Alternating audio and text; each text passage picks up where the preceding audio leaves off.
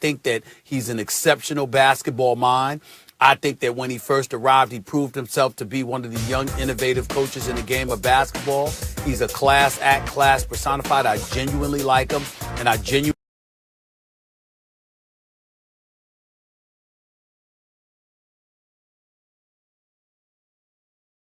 respect him as a coach, and I think anybody who knows anything about basketball has to respect him. But in the end, when you have a star like Jason Tatum, and make no mistake about it, ladies and gentlemen, that brother is a star. Jason Tatum is a star, and guess what? So is Jaylen Brown. The bottom line is you should be better than a 500 team. Now, of course, we got to look at Kemba Walker. He's got to play better. He hasn't been consistent. He's been injury prone. We get all of that. That's played the role. But in the end, he's got to play better. It's up to Brad Stevens to figure that out. And when I look at Brad Stevens, here's what I see.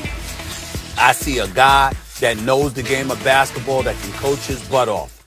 My question is the motivational skills that he has available to him in his arsenal.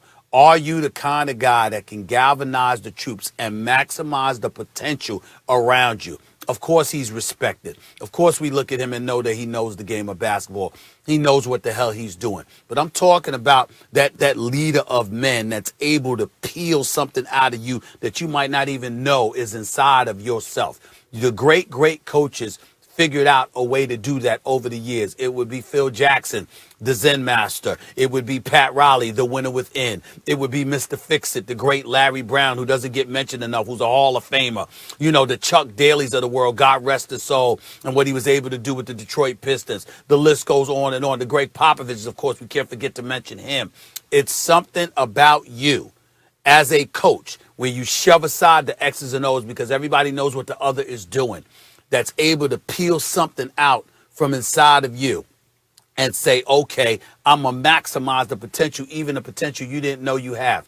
That is the element I have not seen from Brad Stevens. And I think the Celtics have reached a point where now it's called upon to find out whether or not Brad Stevens has that little extra something in him to get that little extra something from his players, the players around Jaylen Brown and Jason Tatum. I have not seen that yet, and as a result, I think you're going to hear a lot of noise about Brad Stevens. If this stuff continues in Boston with these guys struggling, you're going to hear a lot of people talking about why have we raved about Brad Stevens so much. They're going to be asking that question, fair or unfair. You got Jason Tatum and Jaylen Brown. This is the sport of basketball. You should not be a 500 team with two studs like that.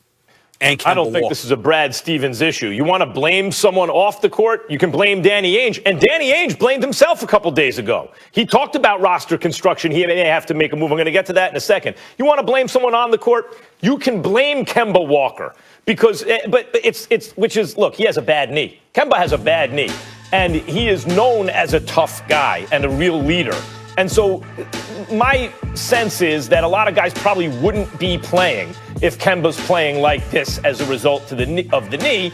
But of course, he wants to play through. Look, the Celtics as constructed, they're a good team, and it's not that they're not a deep team. Like Robert Williams that's a find. You know, he can really long and he can play defense, and Tice is a good player, and they have good players. Marcus Smart, who's out right now, is a good player, but these are all essentially defensive players. When you look at the roster, it's not deep offensively. You have two excellent wings in Tatum and Brown, and you're right, Stephen, that's more than a lot of teams have.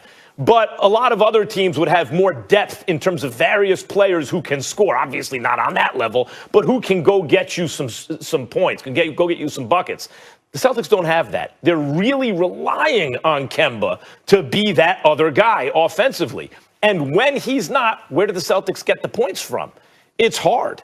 You know, like where do the Celtics get the points from if not Tatum and Brown? And it's not like Tatum and Brown aren't giving you the points. It's not like Brad Stevens isn't doing things to create opportunities for them and to kind of optimize, to maximize what they have. He is, and they are. They're great, and everyone knows it. But who else is there? It's supposed to be Kemba. If Kemba is right, we talk about big threes. That's a legit big three if Kemba's right. He has not been Kemba Walker. And when Kemba shoots like he does last night, you're not going to win. A couple games ago, then you might win, right? That's what it is. I can't look at Brad Stevens and say that's on him. I'll say I don't even like to say it's on Kemba because I think he's hurt. But if you want to blame someone who's actually playing, you can point to Kemba Walker. When he doesn't hit shots, very tough for them to win. You want to point to someone off the court, Danny Ainge. Well, first of all, you can look at Kemba. Clearly, he's not 100% healthy. Just looking at his shots on the highlights alone, you see him leaning heavily and favoring his left leg heavily, trying to stay off that right leg. That's number one. But number two, and more importantly, let me tell you something. Your points would be valid if we're talking about championships. I get that. It's not valid because we're talking about a team that's at 500. They should not be a 500 team. They should not be giving up 24-point leads from the third quarter on. If you were good enough to be up 24 points, you should be good enough to hold on to the lead. Not that that's the kind of stuff doesn't happen in the NBA because we understand that it does. But there are too many occasions where we've looked at the Boston Celtics who have been in games, who have had leads, who have blown leads, who have just fallen apart. And we wonder what the hell is going on. And the reality is that that's Brad Stevens' job to fix it. When you got 30 teams in the NBA, this is a very big coveted job. A lot of people want opportunities to be a head coach in the NBA. And if you have a situation where you've got two studs like that, you got to know how to close. You got to know how to finish. Now, they've been to a couple of conference finals. We get that. And Brad Stevens can coach. Again, nobody is questioning his coaching ability. What we're saying is, in the end, the personnel that you have available, are you maximizing the potential of all those guys around Tatum and Brown? Because Tatum and Brown are going to be who they are. Who are the other dudes that are going to step up for you? What kind of system do you have? How are you utilizing the personnel that you have available to you, et cetera, et cetera? Anybody else we'd be asking that question about? Why does Brad Stevens get a pass in terms of asking those questions? That's the bottom line. I wouldn't say he gets a pass. I think if you just analyze it, you have two guys you could look at to say, like, what's the Celtics? I'll be more specific, in terms of your point. I think it's late game collapses, right? Because it happened again, and this time in a huge, obvious way. Another late game Celtics collapse.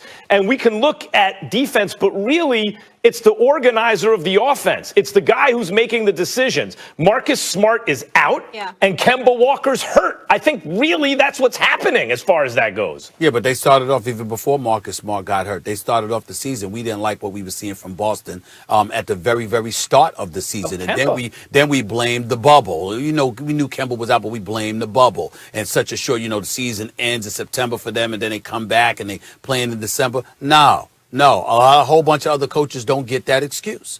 Brad Stevens not going to get it either. And I respect him. I respect the hell out of him. You got to do it.